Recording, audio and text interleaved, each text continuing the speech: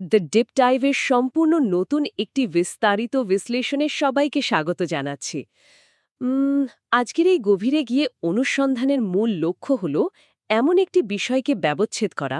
হ্যাঁ, যা গত কয়েক বছর ধরে সারা বিশ্বের অগণিত পাঠকের রাতের ঘুম রীতিমতো কেড়ে নিয়েছে। একদম নাই। আজকের এই আয়োজনের কেন্দ্রবিন্দুতে রয়েছে ফ্রাইডা ম্যাকফ্যাডেনের লেখা তুমুল জনপ্রিয় সাইকোলজিক্যাল থ্রিলার দ্য হাউসমেড। আজকের মিশনটি কিন্তু বেশ রোমাঞ্চকর। আসলেই রোমাঞ্চকর, কারণ আমরা তো শুধু গল্পটা নিয়ে কথা বলবো না। ঠিক, মূলত বিভিন্ন প্রবন্ধ, রিভিউ আর আর্টিকেলের সারসংক্ষেপের উপর ভিত্তি করে আমরা এটা উদ্ঘাটন করার চেষ্টা করব যে কেন এই নির্দিষ্ট বইটি সাধারণ পাঠকের গণ্ডি পেরিয়ে রীতিমতো একটি গ্লোবাল সেন্সেশনে পরিণত হলো। মানে কিভাবে একটি আপাতদৃষ্টিতে সাধারণ সাইকোলজিক্যাল থ্রিলার এত মানুষের মনে স্থায়ীভাবে জায়গা করে নিল, তাই তো? হ্যাঁ, এবং এর ভেতরে লুকিয়ে থাকা মনস্তাত্ত্বিক খেলাগুলো কিভাবে কাজ করে সেটাই আজ ধাপে ধাপে আবিষ্কার করা হবে। এই রোমাঞ্চকর অনুসন্ধানে যুক্ত হতে পেরে সত্যিই খুব ভালো লাগছে।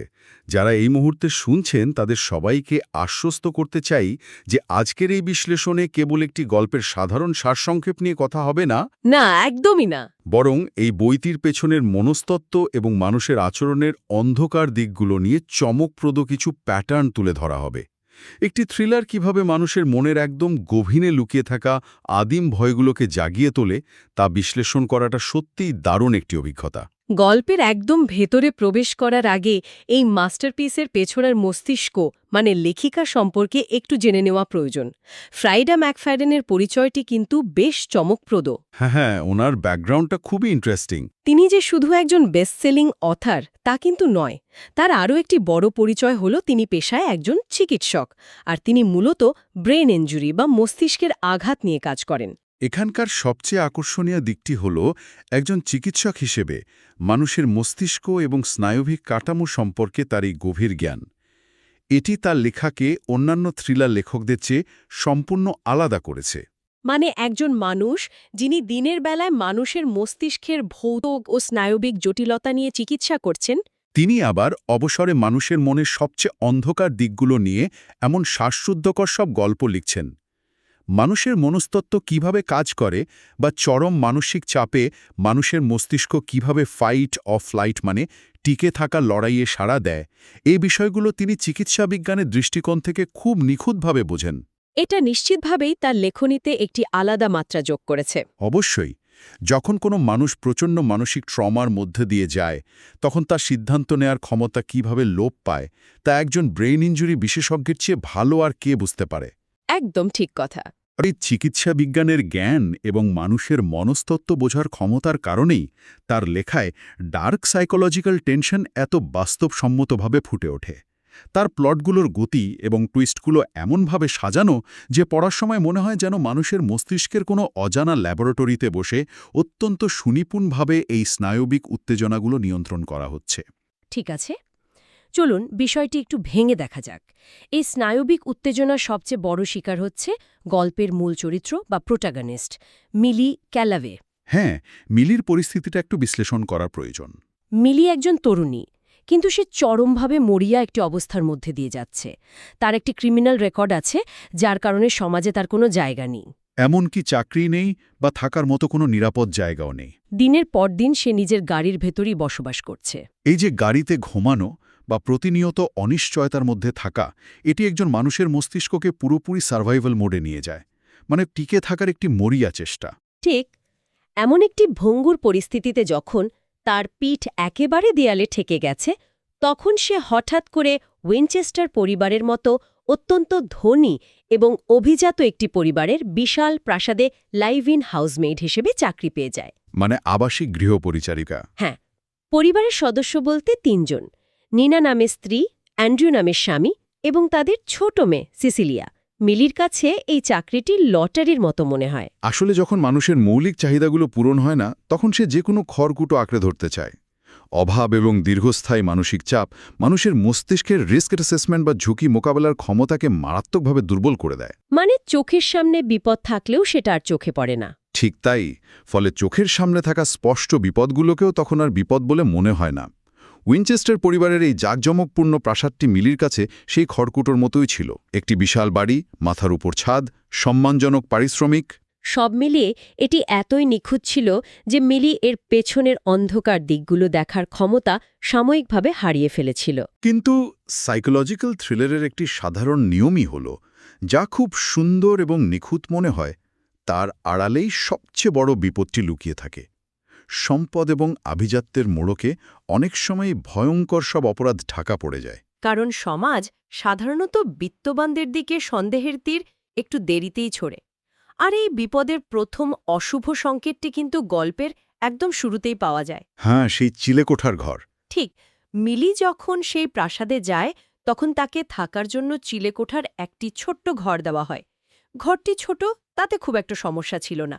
কিন্তু অদ্ভুত এবং রীতিমতো রোমাঞ্চকর তথ্যটি হল, সেই চিলেকোঠার ঘরের দরজাটি ভেতর থেকে নয়, বরং বাইরে থেকে লক করা যায়। এটা ভাবলেই গা শিউরে ওঠে। একবার ভাবা যাক, কেউ যদি এমন একটি ঘরে ঘুমায় যে ঘরের দরজা অন্য কেউ বাইরে থেকে তালাবদ্ধ করে দিতে পারে, তাহলে সেই ঘরের নিরাপত্তা বলতে তো আর কিছুই থাকে না।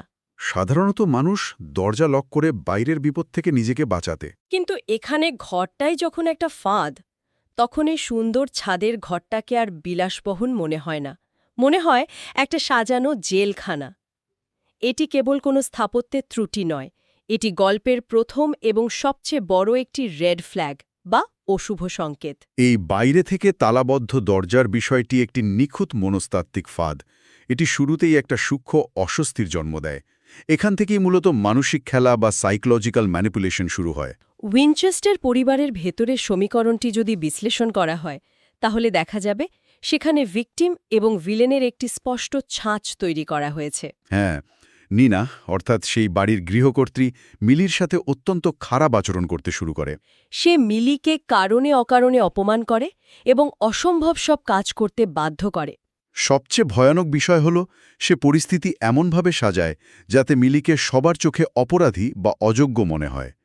একে সাইকোলজিতে গ্যাস লাইটিং বলা হয়। গ্যাসলাইটিংয়ের বিষয়টা একটু পরিষ্কার করা যাক। ধরুন, নিনা হয়তো ইচ্ছাকৃতভাবে পুরো ঘর নোংরা করে রাখবে বা কোনো একটি গুরুত্বপূর্ণ জিনিস এক জায়গা থেকে সরিয়ে অন্য জায়গায় রাখবে, এবং তারপর মিলিকে এমনভাবে দোষারোপ করবে যেন মিলি নিজের স্মৃতিশক্তি ও কার্যক্ষমতা নিয়েই সন্দেহান হয়ে পড়ে।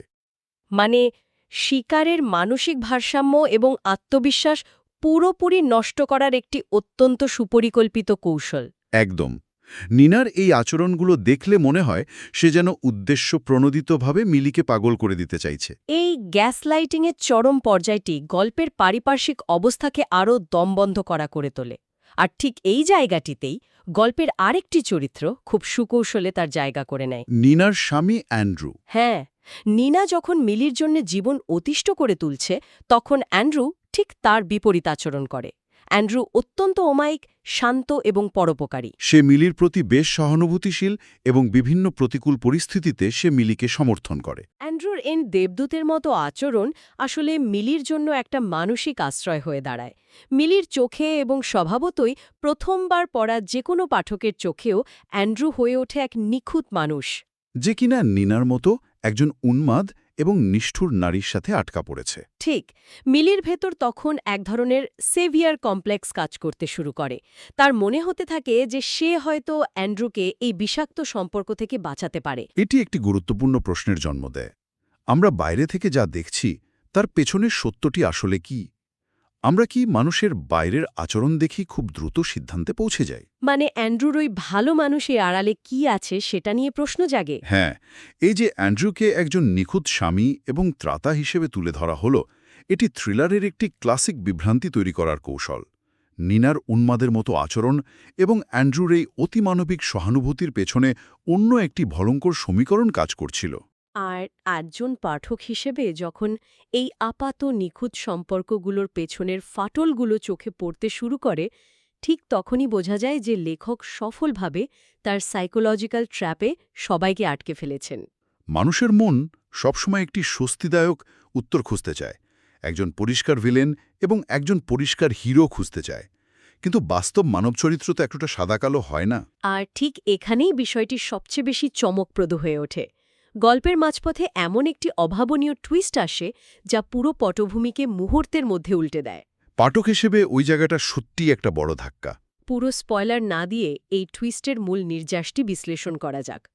উইনচেস্টারদের সেই জাঁকজমকপূর্ণ ঘরের ভেতরের আসল পরিস্থিতি সাধারণ হিসাব নিকাশের চেয়ে অনেক বেশি ভয়ঙ্কর। যে অ্যান্ড্রিউকে পারফেক্ট স্বামী এবং একজন সহানুভূতিশীল মানুষ হিসেবে ভাবা হচ্ছিল, তার ভেতরে লুকিয়ে আছে এক বিকৃত এবং অন্ধকার সত্তা। অন্যদিকে যে নিনাকে নিষ্ঠুর, উন্মাদ এবং গল্পের প্রধান ভিলেন হিসেবে ধরে নেওয়া হয়েছিল, তার ওই আচরণের পেছনে রয়েছে টিকে থাকার এক নিদারুণ আর্তনাদ।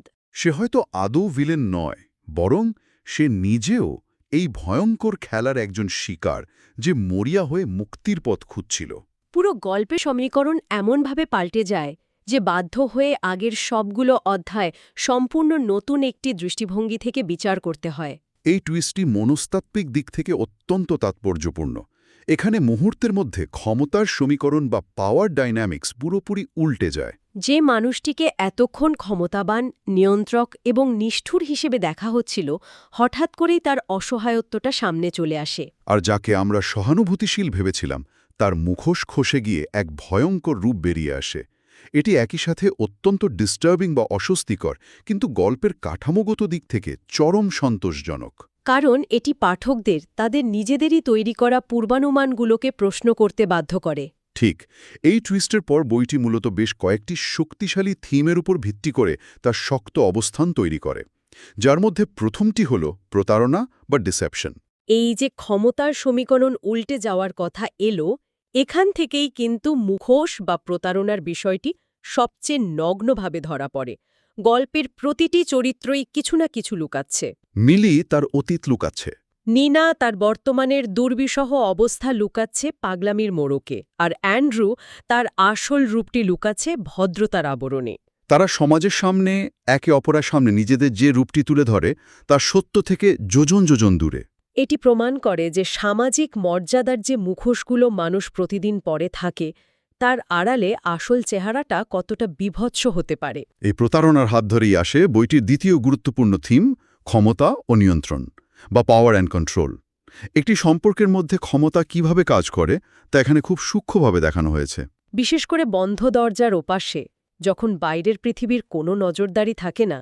একদম, তখন একজন মানুষ তার শারীরিক বা অর্থনৈতিক ক্ষমতার অপব্যবহার করে কিভাবে অন্য একজন মানুষকে আক্ষরিক অর্থেই দাসে পরিণত করতে পারে, সেটি এই বইয়ের অন্যতম একটি জোরালো দিক। সেই চিলেকোঠার বাইরে থেকে তালাবদ্ধ দরজাটি কেবল একটি ঘরের দরজা নয়, এটি মূলত এই ক্ষমতার অপব্যবহারের একটি রূপক। সম্পদশালী ব্যক্তিরা অনেক সময়ই নিজেদের চারপাশের পৃথিবীটাকে এমনভাবে নিয়ন্ত্রণ করতে পারে যেখানে ভুক্তভোগীর চিৎকার বাইরের দুনিয়া পর্যন্ত পৌঁছায় না। আর এই নিয়ন্ত্রণের জাল থেকে বেরিয়ে আসার আপ্রাণ চেষ্টা থেকেই জন্ম নেয় বইটির তৃতীয় এবং সবচেয়ে শক্তিশালী থিম, টিকে থাকা বা সার্ভাইভাল।